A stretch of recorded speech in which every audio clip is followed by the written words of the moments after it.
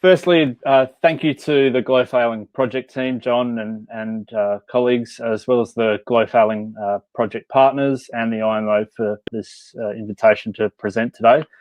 The aim of this presentation is to provide some insight into one of the current strategies that we in WA have implemented to try and aid in the management of vessel biofouling risks. Hopefully, through our learnings, others can benefit, as ultimately a good biosecurity system arises from a shared responsibility. And if we can operate from a consistent biofouling management picture, then hopefully the potential risks from biofouling can be reduced as low as reasonably practical. I don't intend to go into any of the science behind biofouling and all the importance of biofouling as a potential mode of introduction for invasive species. I'm going to assume that most of the audience are well aware of this science. So, given the audience, I thought it might be worthwhile just having a quick background about WA. So, who is the Department of Primary Industries and Regional Development, and why is the WA so good? DPIRD, as we like to shorten it to, are the lead agency, as John mentioned, for biosecurity and biosecurity emergency management in the state of Western Australia. Our responsibility comes from two key pieces of legislation: the Biosecurity Agricultural Management Act and the Fish Resource Management Act. I should note that the Fish Resource Management Act should hopefully soon be replaced by the Aquatic Resource Management Act, which provides some updates around aquatic biosecurity. We work closely with our state, territory and Commonwealth biosecurity colleagues to maintain a strong biosecurity system within Australia. So why is WA so special? Well, I'm obviously biased. We're a fairly large state. We have approximately 20,000 kilometres of coastline, including our islands, and this spans from two temperate Southern Ocean environments right through to the tropics in the north of our state. In terms of both location and culture, West Australians are largely a coastal people. Approximately 80% of our population lives in or near coastal regions, and our community places a huge value on the relatively pristine nature of our marine environment. Routinely, we interact with the marine environment for leisure and cultural purposes. The West Australian marine environment is pretty important to us from both the natural resources that underpin key industries for our standard of living. These include fishing, aquaculture, oil and gas, tourism, and the logistics from shipping and ports. Our marine environment is pretty unique. We're the only Western continental coastline in the southern hemisphere that has a warm southward poleward flowing warm water current, the Lewin current, and this creates quite a melting pot of marine life, with tropical species extending far further south than one would expect. The example here being the Houtman Abrolhos Islands, which are one of the highest latitude coral reef systems in the Indian Ocean.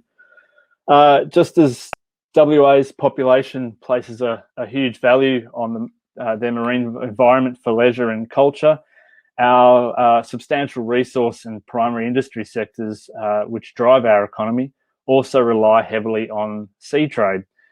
For example, WA's sea trade exports account for about a third of Australia's exports by value and almost 2/3 by weight. Obviously, this is primarily from iron ore exports. Importantly, 99% of WA's imports enter through our seaports. So why vessel check and why embark on this project? Well, as the old adage says, prevention is better than the cure. It's well documented that the investment return on prevention activities far outweigh substantial costs of dealing with the outbreak of an aquatic pest. WA receives, on average, around 4,000 unique vessel visits to its waters, which translates into around 30,000 entries per annum. This is primarily driven by our resource sector in the northwest of our state. Biofouling for us is, as many other jurisdictions, is a key pathway for potential introduced marine pest introductions, and these introduced species are a recognised threat to our aquatic biosecurity. This risk is only likely to increase as the reliance on seaborne trade increases. We initiated our vessel check biofouling risk assessment procedure back in 2012, and our aim was to develop a solution that understands the risks to WA's aquatic resources. The vessel check questionnaire went live back in 2015, and after several stakeholder engagement processes and iterations of the final questionnaire. We expected to capture approximately 25,000 vessel entries through this process. However, unfortunately, the process returned significantly fewer than the 4,000 unique vessel visits to our state's waters. Upon review of the questionnaire approach and through further engagement and feedback from maritime stakeholders and vessel operators, it was clear that we needed to make improvements on a number of fronts. For example, user fatigue was often reported to us. The questionnaire contained 44 questions for respondents to answer. There was a low convenience and efficiency for both industry and ourselves. For example, industry is asked to complete responses for each vessel entry into our state's waters. And there was no ability to see any historical information. So from our perspective, we were pretty much blind about understanding whether our efforts in education and awareness were leading to any improvements in the management of vessel biofouling for those vessels visiting WA. The focus of some of the risk parameters that were being assessed was not necessarily supported by the available science. For example, one of the metrics just considered the time a vessel spent outside of our waters. There was no cross-jurisdictional applicability for our colleagues in other states and at the Commonwealth level. And we were also receiving, unfortunately, feedback from users that some low-risk shopping was occurring, unfortunately. Given education and awareness and adoption of best practice, like the IMO's biofouling management guidelines, benefits biosecurity more than any compliance action that we could undertake. Our aim of improving vessel check was to, one, increase education and awareness on the control and management of biofouling for vessels, aid vessels, quite importantly, pre-border to identify vessels, vessel management actions and processes which could, as low as reasonably practical, mitigate the risk of transferring a pest to WA, and provide a risk-based resource prioritisation support tool for both industry and, obviously, importantly, for ourselves as a biosecurity agency. The core focus of the new vessel check approach is the IMO biofouling guidelines, and it must be stressed here that we're not trying to estimate if a vessel has an introduced marine pest on its hull. The definition of risk that we're using within the new vessel check approach is that the indicative risk relates to the chance that a vessel's management practices are not sufficient to mitigate transfer of a pest. What is vessel check now? Well, we've moved ourselves into a more efficient and cost-effective domain, drawing on the skills and experience of our project partner, DHI Water and Environment here in Australia, and have developed a decision support tool that benefits our state and, we believe, the maritime industry. Following on from the basis that was developed under the questionnaire approach, the new portal affords DPIRD a huge number of benefits. For example, obviously those listed on your screen, but we can also achieve substantial resourcing and staffing efficiency gains. An example being that if we just save 10 minutes per vessel in terms of review of information across the approximately 30,000 vessel entries that we receive per annum, it would free up approximately 250,000 Australian dollars of salary time for our department. This is quite important given we are a small team dealing with a large domain. We also recognise, as part of the redevelopment of Vessel Check, that administrative efficiencies could be gained through the new portal by reducing the regulator interaction time or overhead for vessel operators. Like many jurisdictions, we were often seeking the submission of information over and over again from vessel users, and the new portal reduces this substantially. For example, we've estimated, based on previous questionnaire response times, that for vessels that conduct repeat visits to WA, it would equate to around $83 of salary savings for a staff member of a vessel for each repeat visit. And this would ultimately equate to around $1.1 million of savings for the vessel industry over the course of a year. So we think that's a good step in the right direction. Obviously, this benefit in regulatory burden reduction, for want of a better description, would obviously be increased as potentially more jurisdictions within Australia utilise the system. So how does it work? Well, again, a goal of the redevelopment was to improve efficiencies for both ourselves and the maritime industry.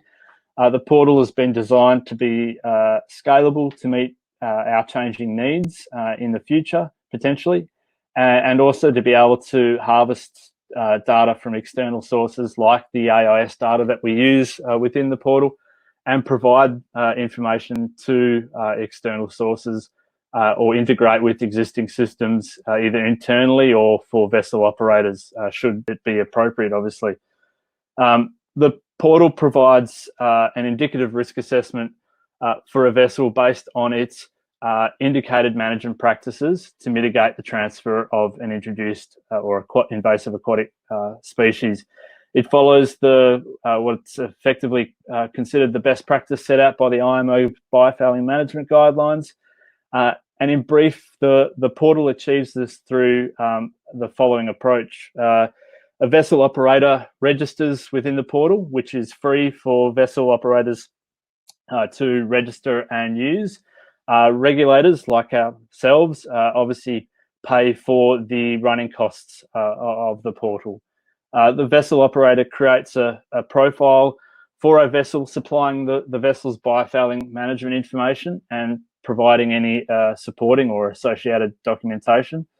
And we've recognised that a lot of the information that was being previously requested is unlikely to change through the survey period or life span of the vessel's AFC. So quite often this vessel's profile is unlikely to really need to be updated, other than for the record book side of things. The profile is only created once, and obviously the intent is to encourage the record book keeping side of things. The portal then, based on the supplied vessel's profile, calculates an indicative risk associated with the vessel. And this occurs when the vessel designates in its AIS system what its next port of call is. So, for example, a vessel in Singapore designates that it's heading to Fremantle. The portal identifies this to DPIRD and also calculates an indicative risk based on the vessel's or the user-supplied biofouling management information. Manual nomination process within the portal is available to allow vessels without a transponding AIS system to utilise the portal. And we're also working on expanding the capability to cater for non-IMO registered vessels, like those in Australia who are handled under our domestic commercial vessel and AMSA, as well as recreational vessels. The from the risk side of things, there are effectively several metrics that are considered, and these are made on the following: biofouling management plan, presence, and age. So the intent here is to obviously encourage vessels to plan how they intend to manage biofouling and keep this planning up to date. Vessel type, this assesses any inherent risk for the vessel. For example, a dredge vessel where, due to its contact with the sea floor, may have an inherent level of risk associated with it. I should point out that DPIRD, we haven't actually enacted this, so all vessel types are treated as equal. Niche management, for areas identified by the user on their vessel that are susceptible to biofouling, what actions are being undertaken to mitigate the transfer of a pest to as low as reasonably practical. The anti-fouling coating and presence or age.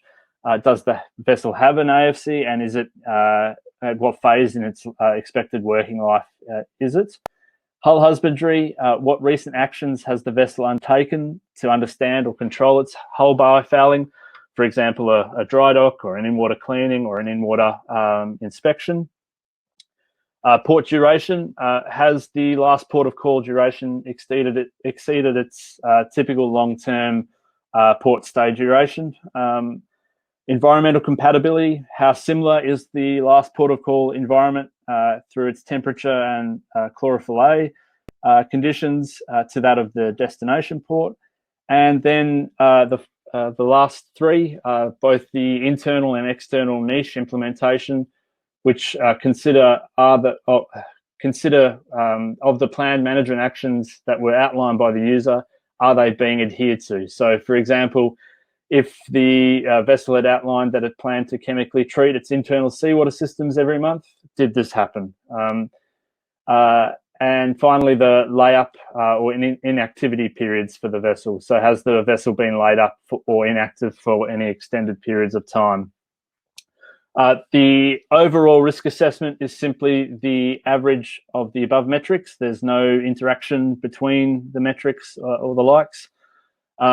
As needed, users associated with the vessel profile are able to update the vessel's biofouling management information. Typically, this would be the record book side of things to show how they are implementing their biofouling management plan and for each nomination.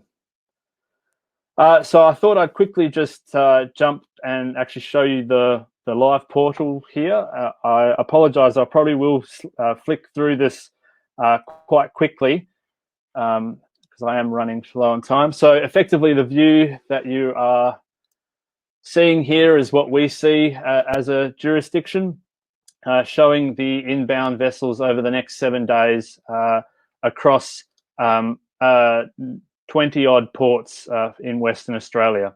There is the ability to filter based on port, vessel type, risk. You can move forward or back in time to pick up some of the historical information that you may be gathering, or obviously filter down to focus on a particular area. You can view this in a slightly different way as on the transit page by date, picking up some additional information, and obviously see some basic information around the vessel. You can again quickly go to different aspects of information around the vessel or dialogues. Critically for us, one of the key aspects is the awareness that we gather out of the portal. So previously, through the questionnaire approach, we were somewhat flying in the dark. Now we have the ability to at least understand what we're missing, for want of a better description. So it allows us to more effectively target our education and awareness within the vessels visiting WA, as well as plan our surveillance and on-ground activities. We also have the ability to capture information around vessels that may not be part of the portal, and this is more around trying to share information effectively with our interstate colleagues. This is obviously a fictitious vessel. I'll quickly just sign out and show you what a vessel operator would see from their side of the world. So effectively, we've tried to make it as user-friendly as possible for a vessel user, whereby they can get an understanding quickly of where they may need to focus in terms of creating profiles for their vessels. Again, these are fictitious vessels, giving you a brief rundown of the last risk assessment that was conducted for the vessel. You can quickly view, in this case, fictitious information, but the vessel particulars, the management planning, so which areas of the vessel are susceptible and what metrics or actions are you intending to undertake to control biofouling in those areas. There are avenues to try and simplify the approach of creating these profiles. The addition of any AFC documentation that you may have for the vessel, understanding its operational profile or outlining that, and any periods of inactivity. And finally, the record book side of things. So recording how you have been implementing the management of biofouling for your vessel. I will quickly just jump back to the last few slides that I have.